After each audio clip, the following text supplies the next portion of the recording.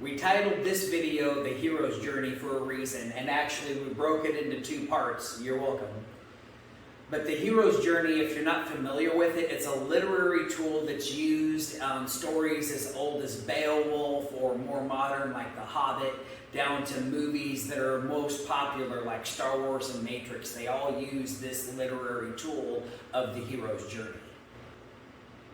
A lot of modern writers have actually figured out this process and are using it to write their stories. So pretty much any movie you watch, any adventure story you read, you're going to notice that the main hero goes through this whole process and comes full circle. Now this literary tool, this hero's journey, might actually help you in your adventure as well.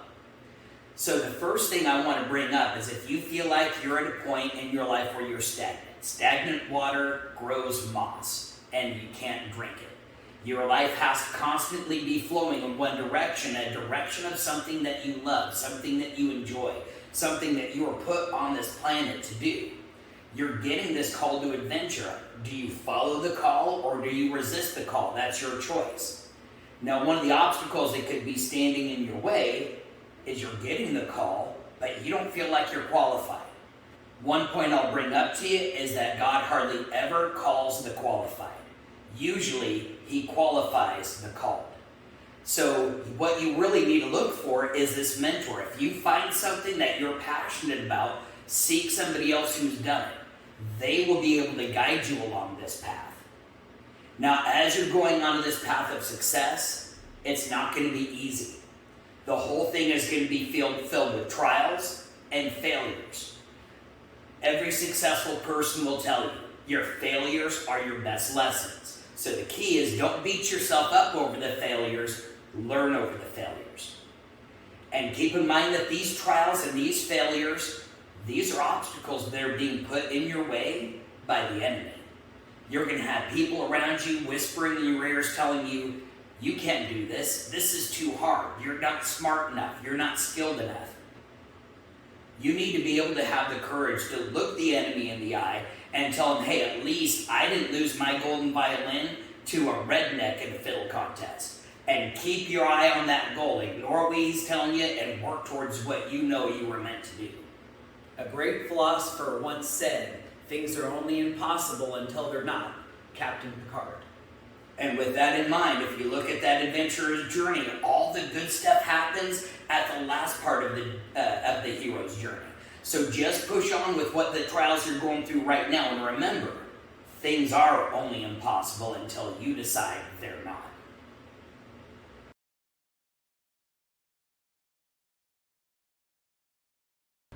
There was a big part of me that was nervous about moving to Santa Barbara. It wasn't so much the job thing. Our visit that we had a few months earlier, we already had jobs lined up. We didn't have a place to live yet, but that was okay. We planned on camping out for a couple weeks. It sounded like fun to us. The biggest thing that was scary to me was that I was moving so far away from my supportive family. And I've been living on my own for quite a while, but my family was just always minutes away if I ever needed help. Now I'm about 12, 13-hour drive away, so if I needed rescuing, it's not like I can call mom and say, hey, come rescue me. We almost needed that help. We didn't realize that during the time that we had moved down, the end of September, right when school is starting, Santa Barbara and all the surrounding cities become the most densely populated area in California. We went to realtors and we're looking at, hey, can we get a place to rent? And found out, sorry guys, there's only a 2% rental availability. What that means is out of all of the houses and apartments in the area, which there's a lot of them, only 2% of them were open and available to rent. Now, because of that, there was crazy things that would happen, like people would turn their garages into living spaces, and there would be multiple families living in the same home. Yeah, I mean, that's how it got so densely populated. You're looking at some of the apartments had 5 or 6 guys going to college together living in one 2-bedroom place. On top of that, we didn't realize how astronomically expensive rent was in Santa Barbara. I mean, we had a little bit of an idea. Martin did his research. That's why he brought us down there, is because we knew it was going to be expensive. On top of the 2% rental availability, we have to sit down through that to figure out which ones could we actually afford. Where I'm living now in Eagle Point, Oregon, I'm paying a little over $1,200 a month in mortgage on my house. That's a huge property and a 3-bedroom home. So that's very much different between here and Santa Barbara. What we expected to be a week or two of camping out, looking for a place to live, eventually turned out to be a whole month. It wasn't all that bad. We did a lot of exploring in the mountains around where we were camping. We drive down into town and take our cats to the beaches. They thought it was just the world's largest cat box. Bonsai tried to dig a hole down to China through the sand. It was really funny. The big thing is we didn't have showers. However, Martin was a student at UCSB, and so we would just kind of ride along with him, pretend we were students, and take showers down there at the college before we get to work. The whole time, though, we had to have our cats locked up in Josh's truck up on the mountain at our campground while we were down in town taking care of business and working. And we were starting toward the end, we were getting a little concerned that we hadn't found a place to live and that we had to keep our bobcats in this little truck all day. Eventually, though, right at the end of that month, we finally found a place. It was a little dinky place, but the 3 of us could afford it. And the end of that month of October, when we moved in, El Nino hit. And it was one of the worst storms I had ever seen. This is our first year living in Santa Barbara. There were floods in the streets, and I couldn't imagine if at that time we were still camping. And I look back on that now, of God was telling us, hey, I've got your back. It's God's timing, not my timing. And so as long as I trusted in Him and I was on the path that He put me on, He was going to take care of me. That month that we spent homeless, it wasn't completely fruitless. Outside of, us already having our jobs, we were looking around in the yellow pages at the various martial arts schools. And at that point, we were looking at, it would be cool to get what we call twin tiger hooks, a very exotic Chinese weapon that we figured we could apply to our Tai Chi form. We saw them demonstrated by our Kung Fu Sensu instructor while we were doing that training, and we just were fascinated by these swords, already being fascinated by swords and knives. And in that Yellow Pages ad, we saw a place called Santa Barbara Martial Arts, and it said on there, martial arts equipment. So we decided to go in and check it out. There we met Mike McDonald. He was the head instructor of the school, and he assured us that yes, he could order those twin tiger hooks for us. And then he's curious, why do you want these exotic weapons? I've never seen anybody use it. And we explained, well, we do Tai Chi, and we wanted to try to apply these weapons to our Tai Chi form. At that point, Mike asked us to demonstrate some of our Tai Chi form. We show him some of the form, and we also demonstrate some of the Tai Chi applications that we had learned from the masters at the Kung Fu weekends that Steve Dube had put on. And then he explains, you know what, I just lost my Tai Chi instructor, and actually this is the kind of Tai Chi that I would like to be taught at my school. I can't really pay you, but if you guys would be willing to teach Tai Chi for me, I'll let you take whatever arts you want at my school. Plus, we can get those swords at wholesale. Wholesale, that was a big thing for us right there. And, he taught a lot of different martial arts. First thing he taught that we fell in love with was the Kung Fu. If you remember from the earlier story, we were trying to martialize our Tai Chi, and we understood that the best way to look at where did the applications come from was by examining Tai Chi's cousin, Kung Fu. And he taught a style called Wu Chuan Fa, 5 animal fist, which the animals very much matched the animals that we learned in Tai Chi. So we figured, wow, that's a great match. But then he also taught Sambo, which is the Russian version of Jiu-Jitsu, except for, you think about how Russians do it. It's a very intense Jiu-Jitsu. I was a wrestler in high school. Wrestling is my default fighting style. But now I get to wrestle, and I get to learn how to submissions and break arms. That was awesome. So we saw those two right there, and we're like, well, obviously we'll teach for free. But then he also had an instructor that taught kickboxing. One of the instructors he brought in had actually gone to Thailand to learn Muay Thai kickboxing. And he brought back and was teaching Western-style boxing and separately Muay Thai kickboxing. He also taught other arts that we were able to pick up along the way. Even some yoga instructors had come in. And all of that we got to do for free as long as we were teaching Tai Chi lessons. And that's really where we see another hand of God coming in and helping us out.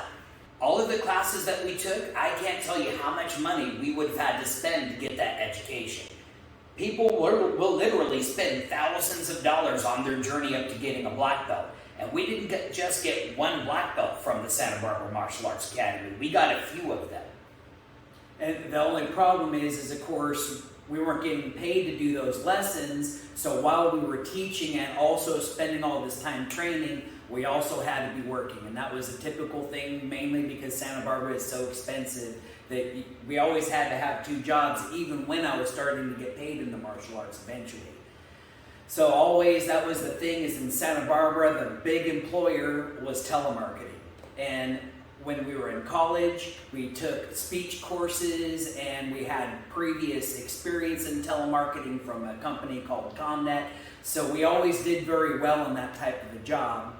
But it wasn't something that we really liked, and we didn't feel that it was something that the world needed. And so it was always this draw of how can I be doing more of the martial arts and less working. And then at some point, there was a big FBI shutdown, and they shut down all these companies that were telemarketing companies, and they were doing the same thing, selling information on foreclosed homes, seized vehicles. Some of them were on the up and up. Some of them weren't doing things the right way as far as customer service and returning money. So the feds came in, shut every one of the companies down, froze their bank accounts. We couldn't even get our last paycheck. Eventually it came in just trickling, a couple dollars here and there. We finally got paid, but we had several months that we were actually unemployed and no real work to be found, which meant we were able to fully immerse every day, as many hours as we could, into the martial arts. Again, the problem though is we're now stuck in one of the most expensive cities in the United States on unemployment, barely scraping by, having to pay rent on this tiny apartment that we had.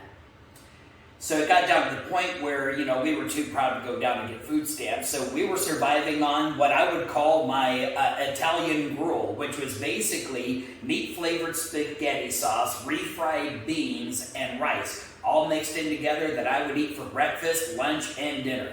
Difference is, one time I would wrap it up in a tortilla, maybe another time I would slap it between a couple of loaves of bread. We were literally scraping by and living like monks, but basically teaching martial arts from 8 o'clock in the morning till 8 o'clock at night, Monday through Friday.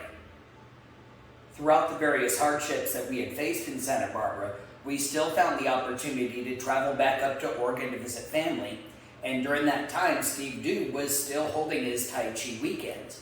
So we take the opportunity to organize our family vacations around those Tai Chi weekends. This time, though, we had our own students bring up, and we were very happy that some of our students got a chance to experience the same masters that we had a chance to study from. During that time when we were spending so many hours in the martial arts school, Mike McDonald came up to us and informed us he had just lost his Taekwondo instructor that was teaching his kids' classes. And he asked if one of us would be interested in teaching it. And right away my heart started beating. I'm all, this is my chance to be Mr. Miyagi. I get actually train kids now. And I didn't realize that that was so much of a passion, but as soon as he mentioned that to me, I was very excited about that. We were about green belts in the Kung Fu, about halfway through, and so there was a little trepidation, man. I wanted to finish that Kung Fu training, but trying to train in Kung Fu plus do an accelerated course in Taekwondo would have been difficult. So I totally switched gears, and Mike McDonald took me under his wing. We were doing private lessons to accelerate me to black belt, and now was my time to no longer just do group lessons, but get that personal training. The other advantage is, with all that training that we were doing at the time, our skills were getting a lot better. And there was a competition that the advertisement come around to all the schools, the American Black Belt Championships. It was a black belts only competition that was going to be held at UC Santa Barbara at the Thunderdome. And this thing was going to be televised nationwide on PPV. For those of you that are kids and don't know what that means, that's pay-per-view. That's when you used to have to pay for cable things. You didn't have Netflix. Mike had gotten really excited about this competition, and he approached us and our brother in Kung Fu, Quentin Harris, and said, hey, I'd like to put together a Kung Fu demonstration for the Chinese division of this American Black Belt Championships. Also, he was talking to the guy, and the promoter had said he was looking for a kendo demonstration, but nobody did any sword stuff in Santa Barbara. And Jeremy and I, back when we were in college, we had done a demonstration speech for our world literature class where we had put on a live sword demonstration, steel on steel. And we had put together a really cool demo going over all old Schwarzenegger Conan movies. We figured, hey, we'll brush this thing off and we'll go ahead and do that at the competition. The guy told us, yeah, go for it. I'd love to see it. It was also at that time that we ended up meeting John Gill. Now, we'd already been training and putting this demonstration for the Kung Fu together for about a month and a half or so. And here comes this crazy guy with a crazy Australian accent, come all the way over from Sydney, Australia to compete in the competition, but he didn't have any partner. He had one other partner in jiu-jitsu, but his jiu-jitsu partner ended up hurting his back and couldn't fall anymore. And Mike explained that, hey, we were already doing a demonstration for Kung Fu, why not put together one for Hapkido as well, for the Korean division in the American Black Belt Championships. So with only 2 weeks to prepare, we jump in to do the demo, and we take first place in not only the Kung Fu division, but also in the Korean division, which I thought was very impressive.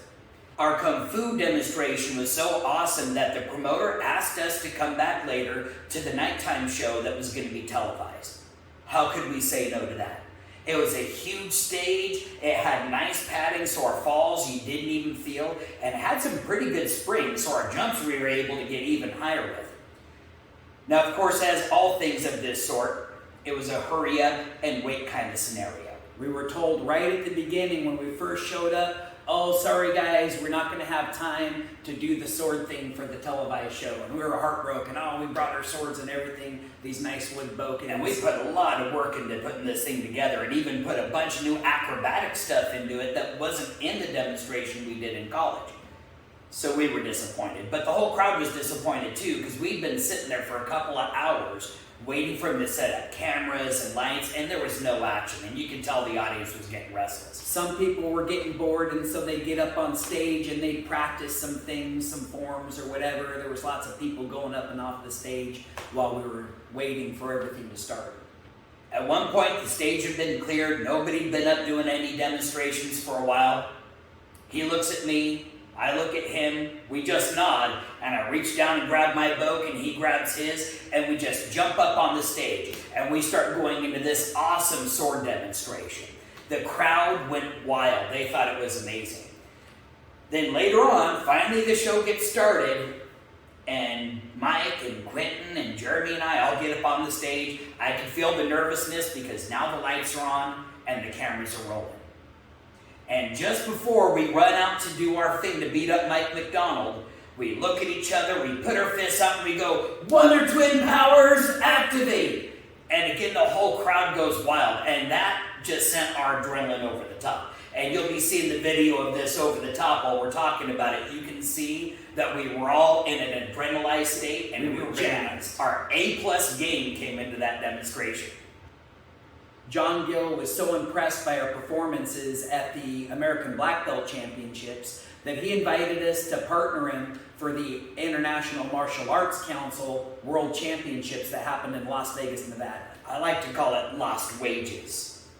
So he flew over several years in a row, and we competed in this competition in the self-defense categories. We lost our first couple, which was kind of devastating at the time, but we didn't give up. We were learning from every loss. And at the same time, we were really getting into competitions now. And so we were starting to compete in the IMAC US Nationals. Part of our process, we would videotape all of the competitions, not just us, but the other people we were competing against. The ones that won, we would go back and analyze that video footage and figure out what was it that they were doing to win, and then we started applying that to what we do.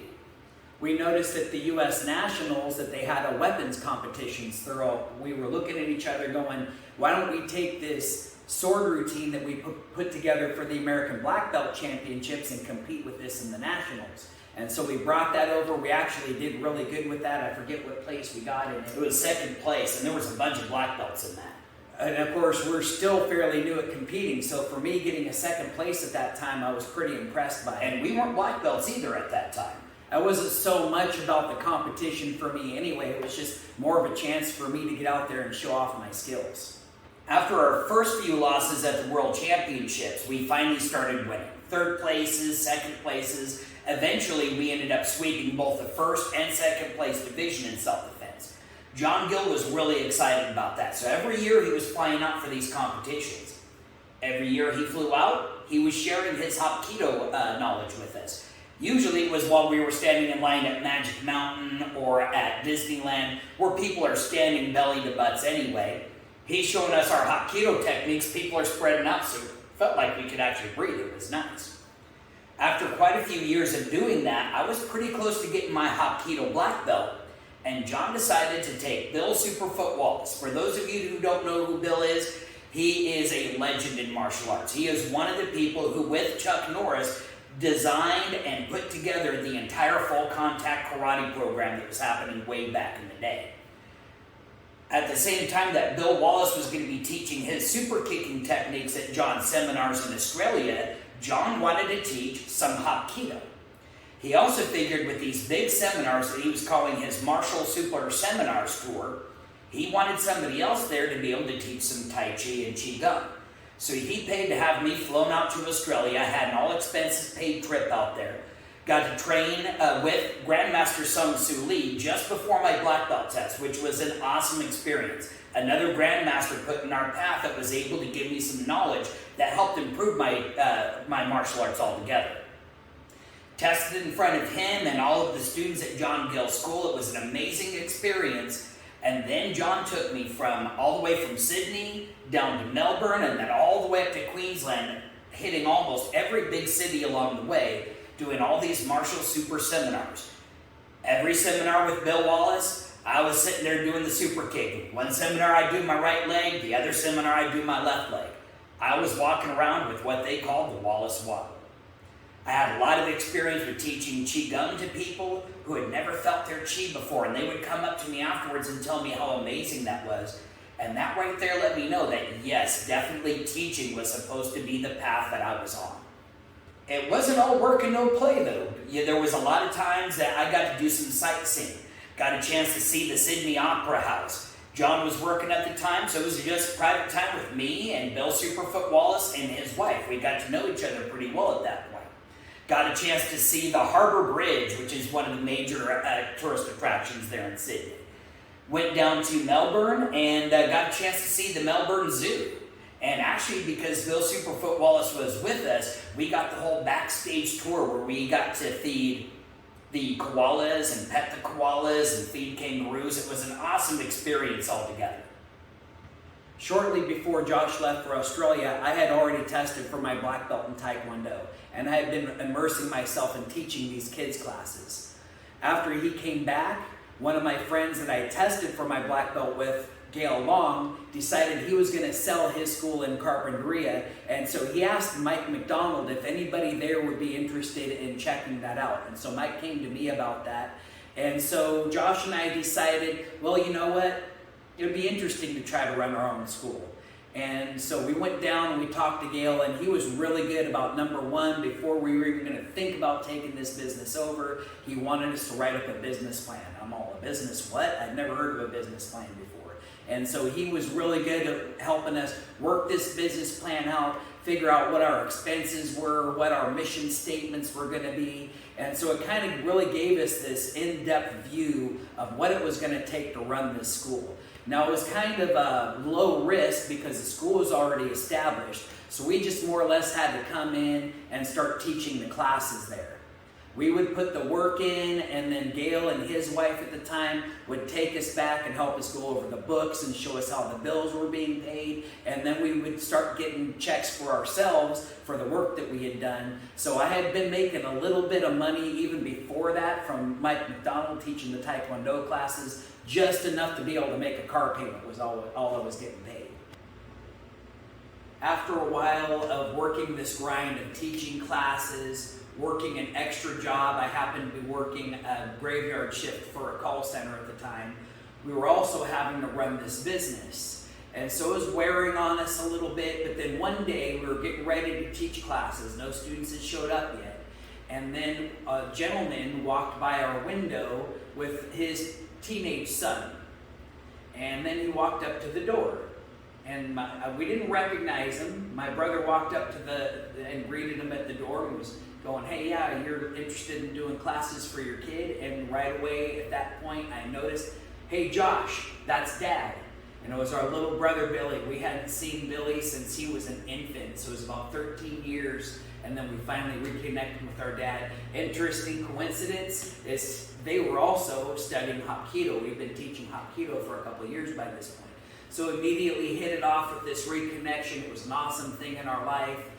And then this girlfriend that I was seeing at the time, Sherry, we've been going out for about 4 years. I was really into her. She decided to move out to the San Bernardino area to continue her education.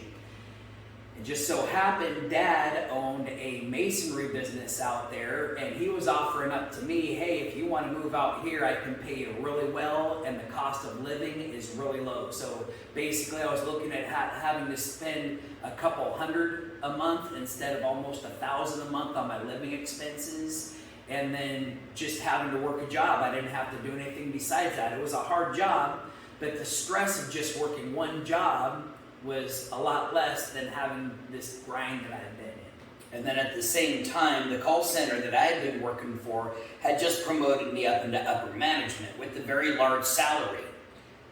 So it kind of made it an easy decision to decide not to buy the school, but the tough part of this decision was I wasn't going to be able to move out to San Bernardino with them. And then for the first time in almost 30 years, we were going to be apart.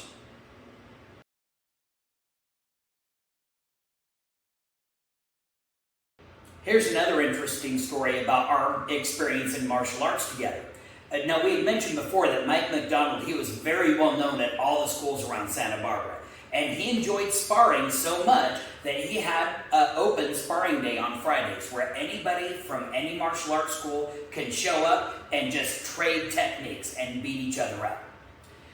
One of these sparring days, we were doing multiple person sparring where one person would stand in the middle and 2, maybe 3 people would attack him at the same time. Mike decided to do an interesting experiment. One of the instructors that showed up, he was a 3rd degree black belt in Goju-Ryu karate. He was way larger than us, way more experienced fighter. And Mike decided, well, let's see how this guy does against the twins. At this time, we were only about green belts in Kung Fu. We had a little bit of Sambo training. We hadn't had a whole lot of experience, but we'd been doing some of these sparring classes. As well as, all the fights that we had to deal with through being kids.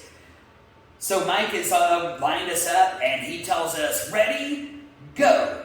And without hesitation, this big black belt in Goju-Ryu comes charging right up to Jeremy, and pow, right in the face. I was seeing stars and Tweety birds. I had this blackout, but I was still on my feet. Now, I had the immediate revelation that he wasn't paying attention to me. He was too busy punching Jeremy in the face. So I came up behind him and I tackled him and I got on his back. I slipped my feet around his chest and I grabbed a hold of his arm, pulling it between my legs, getting him in what's called an extended armbar. Now keep in mind, this guy was very large and very strong. And he was gripping his hand and he was trying to fight his way out of the armbar. And I'm looking around, where's Jeremy? It was right at that time I had finally shaken myself clear-headed again, and I saw Josh had him in an armbar and he was trying to fight his way out of it. So my first instinct was, grab that other arm, get it in an armbar. So he's laying here like he's on a crucifix getting armbarred by twins. We hadn't really thought and planned all of this out, but just because we'd had so much experience with each other, we worked well together, even without prior training on it. At that point, Mike McDonald came to the realization that as good of a fighter as he was, he never wanted to spar the both of us at the same time, and I don't ever think we saw that match.